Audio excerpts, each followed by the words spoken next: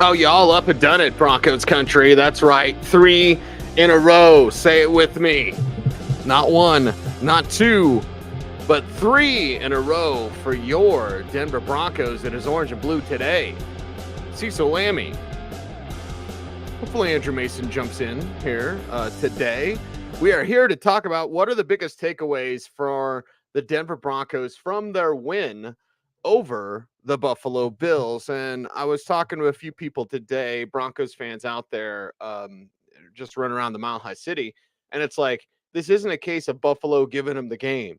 This is a case of the Broncos winning the game. This is a case of Russell Wilson doing what it takes to win the game. Javonte Williams leading the way. The Broncos defense playing much, much better. So the biggest takeaways, we're going to go over them today. Again, Mace hopefully jumps in here. But I figured we'd start the show and we'd kick off the show with talk about last night's game. I did the post-game show, about an hour.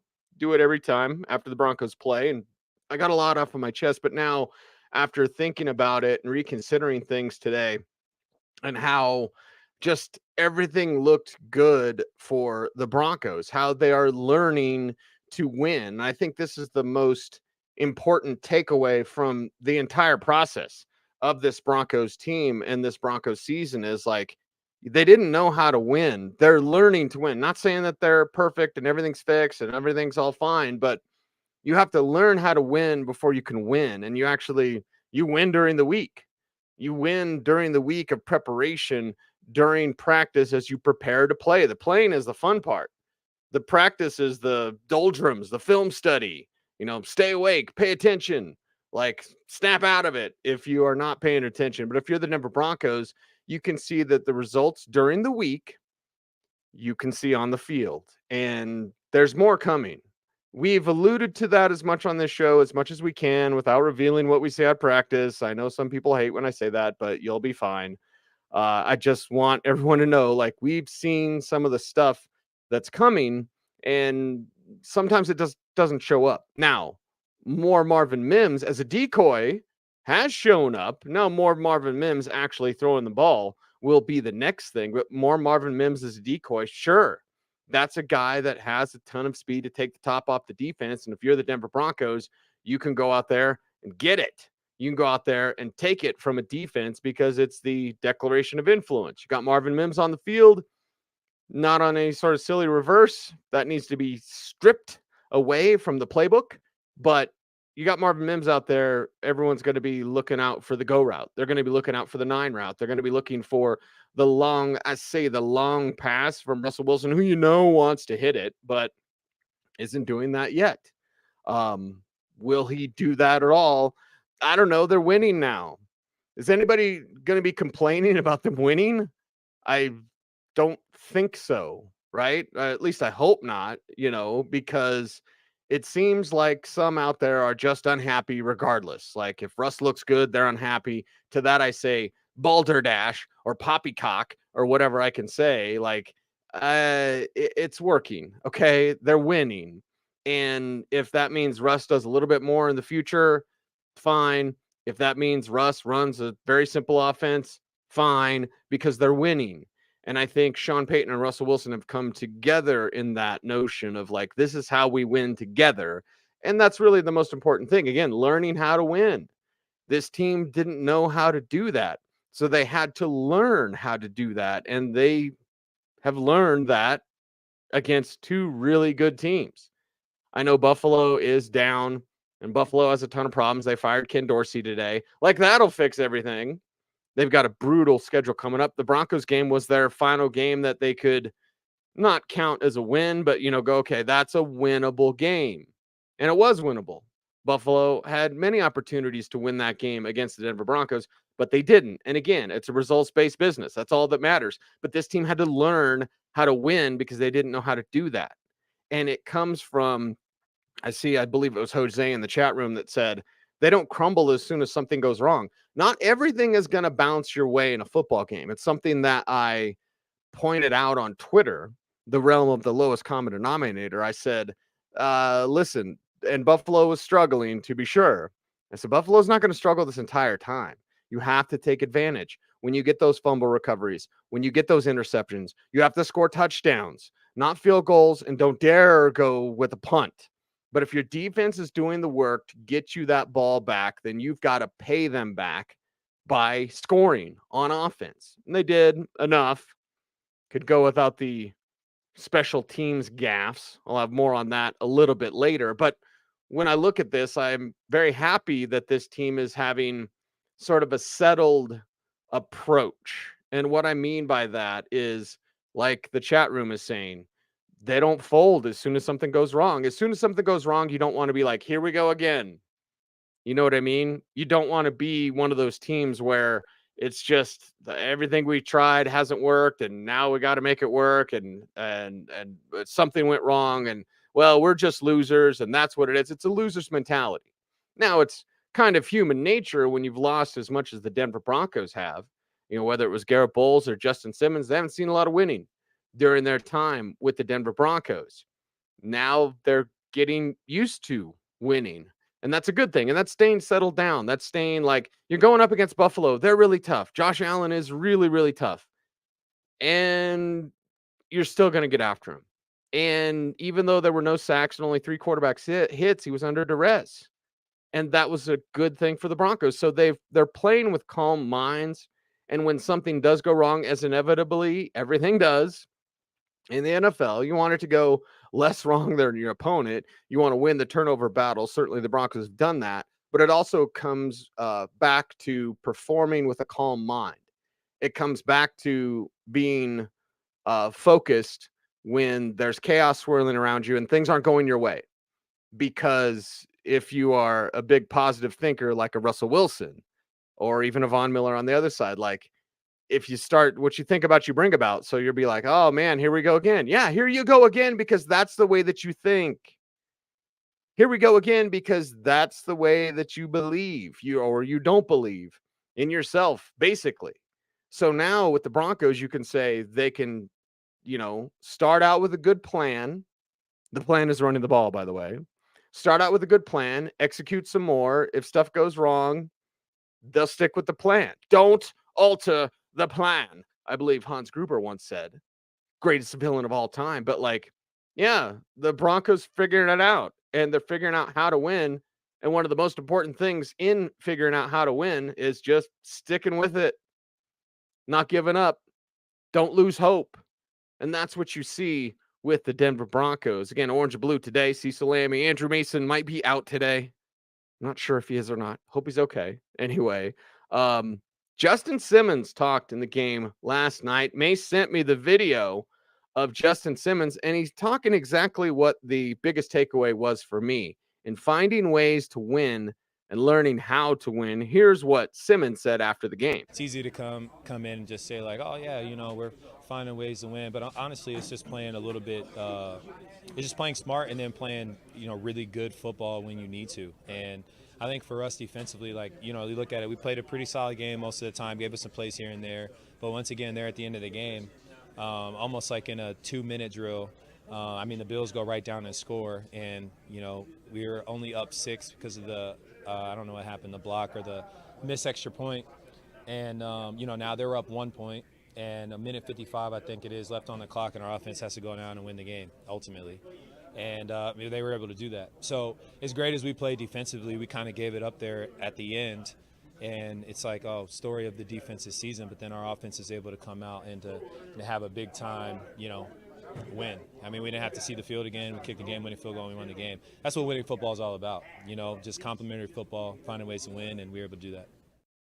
A complementary football, finding ways to win, and then the support of each other, right? Getting the work done as best you can. And again, not everything's going to be perfect.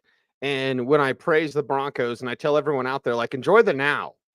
All right. We can talk playoffs as this show goes on during the week. We're not only going to talk the matchup against Minnesota, we're not only going to bring you commentary from the locker room, opinions from the practice field as much as we can. We're also going to talk about hey, the future of this team. What's it mean for Russell Wilson? What's it mean for the playoffs? What's it mean for now? Now it means enjoy it now, because that's what you have right now is now. That's what you have. The future is yet to be determined, but what you're building now can help further ensure where you want to go in the future. That's in football and in life. And the Broncos learning how to win, not getting down, and then supporting each other because the defense, they try to hold them up, and you can only hold Buffalo down for as long as you possibly can. They did a good job of that. At the end of the game, Buffalo was able to drive. They were able to score. Broncos get the ball back, and it's on you, Russell Wilson. It's on you, Will Lutz. That was get a little cardiac kids there at the end, huh? Making that kick. More on that in just a little bit. Actually, we've got some Will Lutz audio video there as well. But it's just staying calm. The biggest takeaway is they don't wet the bed when something goes wrong. That's the easiest way to sum it up. Maybe the most, crude way to sum it up. But yeah, they don't wet the bed. Not everything's going to go your way. And the other side of the ball may not be doing exactly their job. You can't expect the defense to do everything all the time. The defense is playing better. Vance Joseph has totally redeemed himself. Maybe. I'm still doubting Vance Joseph, and I could be totally wrong again, and I don't even care. I like the fact that they're winning. I like the fact that what Sean Payton is preaching is working, and they're figuring it out together without losing the locker room, without pointing fingers, without feeling like one side has to do everything and the other side can't do anything. Like, both sides have flaws. Both sides have things to work through. But when you're well coached, something that we said before this season, like a well-coached team, Sean Payton's going to be a well-coached team, and they are going to win games because of that. They're going to be smarter about how they take care of the football before the half. Not always, again, and how they come out at the beginning of the game if they get the ball, or come out at halftime as they did against Buffalo. Like, you've got to have a plan. You've got to have a good plan. But then when you see that your plan's working, stick with it. And if you see your plan isn't working, even with the halftime adjustments, change it. Have a second plan. Have a third plan. Have multiple plans, but have a plan on winning. And when you have that winning mindset, that's exactly what we're talking about. Yeah, we're going to win. Yeah, we're down by 1. Yeah, the offense got to go down there, get a field goal. Yeah, we're going to do it. Yeah, we're going to win. That's winning and learning to win. The most important takeaway for the Denver Broncos. What are your thoughts? Chat room is always open, so make sure to send me a nice message. Make it a nice one, about what your biggest takeaway was. Javonte Williams looks like his old self. That's another large takeaway. Why has this team been able to run the ball more and run the ball more effectively? That's because Javonte Williams looks like his old self, and he's leading the way. And Samaje Perine's probably going to do a little bit more, because Jaleel McLaughlin, as much as we love him and appreciate his game, there's too many times where he's blown up in pass protection because he's a small guy, or he doesn't keep his legs after contact. Again, he's super fast. If he has a 100-yard game on 3 carries, I would not be surprised. He's that sort of player. But again, results-based business. The results with Jaleel McLaughlin haven't been there. The results with Samaje Perine made some big plays to move the chains late in that game. And as much as I love Jaleel, as much as Andrew Mason loves Jaleel, you all love Jaleel McLaughlin. Would he have made the same plays, breaking tackles and pushing for extra yardage, as Samaje Perine? The answer is no. It's not even hard. It's not even difficult to answer that. No, he's not going to do that because that's not what he does. It's what Samaje Perine does. So effectively knowing your personnel. I think this is also a big takeaway from the game. And it's kind of an overarching theme for the entire season. But effectively knowing what your guys can do, what they can't do, putting them in the best positions to succeed. Because what had happened is, what if Jaleel was in on some of those third down catches where Samaje got it, pushed forward, fought, fell forward for that first down? What would it have been like had it been a third down situation? You get it to Jaleel, and he takes that contact, because that's what teams are doing, rally to the ball. He takes a contact and either gets pushed back or flies back, or he just falls sideways and doesn't pick up those extra yards. It was Samaje Perine's intent to pick up those extra yards after contact that got the chains moved for the Denver Broncos. Jaleel doesn't do that. That's not his game. It's not an insult. It's just reality. So it's Sean Payton knowing, I can use Javonte a lot, and Javonte, get ready, because you're going to keep getting used like that. Then Jaleel, you like to see him earlier in the games, which they did. You like to try to break a long one with them, some toss plays, right? Maybe some screen passes. That would be better. Some draw plays for Jaleel. Those would be things that would work for the Broncos. And then late in the game, when it's crunch time, you need Samaje Perine. You need all three of these backs. So it truly is a committee backfield with Javonte, the clear leader in the committee, no doubt, no question. So why didn't this happen sooner? Maybe Javonte didn't quite look like himself at the beginning of the year. We all could pretty much agree on that, I believe. Maybe it's because they felt Russell Wilson could do more as a passer and run the concepts that Sean Payton wants to run. It's very difficult because I see it in the comments on YouTube, like, praise Russell Wilson. Yeah, I'm not praising Russell Wilson. What is it in Waterboy? Hey, moron! Like, yeah, we can all recognize how Russell Wilson is playing efficient and effective football. He's playing good football. But at the same time, we can also realize and recognize that, well, it's not exactly what Sean wants to do, but they're winning, so who cares? Who cares, baby? This, I don't think analysis has to be like, tell me everything's okay. This isn't a therapy session, baby. I mean, maybe it is. Maybe it should be. But like, no, analysis like, hey, Russ is doing good. Russ is playing efficient football. Russ is playing good football. It's not exactly what Sean wants to do, but they're winning. So again, who cares? Russell Wilson's playing good football. The future for Russell Wilson, I don't really care right now. That story has yet to be written, because if he has these nice 3 games, then falls on his face the rest of the way, or dare I say gets hurt, like, then what? Like, we have to stop with these proclamations as someone who said Vance Joseph will be fired in week 3. Like, yeah, we have to stop with these proclamations. We got to let it play out. I still don't necessarily believe in Vance Joseph, but that's just me. Again, keep proving me wrong, VJ. Awesome. Great. Another week, another great defensive performance. Yeah, great. And again, I don't have anything against the players. But speaking of knowing what your players do, what has Vance Joseph done? I mentioned it on the postgame show last night. Vance Joseph is now not blitzing as much as he wants to blitz, just like, Sean Payton's not passing or using sail concepts the way that he wants to, but they're winning. So who cares? Vance Joseph can't blitz or whatever. I'm just glad Vance Joseph's defense isn't an embarrassment, because they have players. They don't have enough. Okay. Some players could be better, but they have good players. Justin Simmons, Pat Surtain, 2 of the best in the league at their position. I know Josh Allen couldn't remember their names, but Zach Allen, DJ Jones, pretty good players. So, like, defensively, Josie Jewell, pretty good player. Like, you've got quality players. You got quality edge rushers. Again, I don't even care about the 0 sacks. It's Josh Allen. You have to mush rush Josh Allen. Keep Josh Allen in passing mode, and it's advantage you. Because when Josh Allen's in passing mode, I can do it. Like, yeah, he thinks he can make every single throw. And he kind of can, but it also gets him in trouble because he's trying to rocket the ball in there and bouncing off Gabe Davis's hands or whatever. Like, Josh Allen's going to be reckless with the football. If he's running, he's killing you. He's crushing you. If he's hot as a passer, you're in trouble. If he's got that balance, if you rush him and you create rushing lanes for him, you're in trouble. So Vance Joseph's plan was a good plan. And the good players, executed it. And again, it wasn't perfect, but that's not the way football works. That's not the way it's going to be.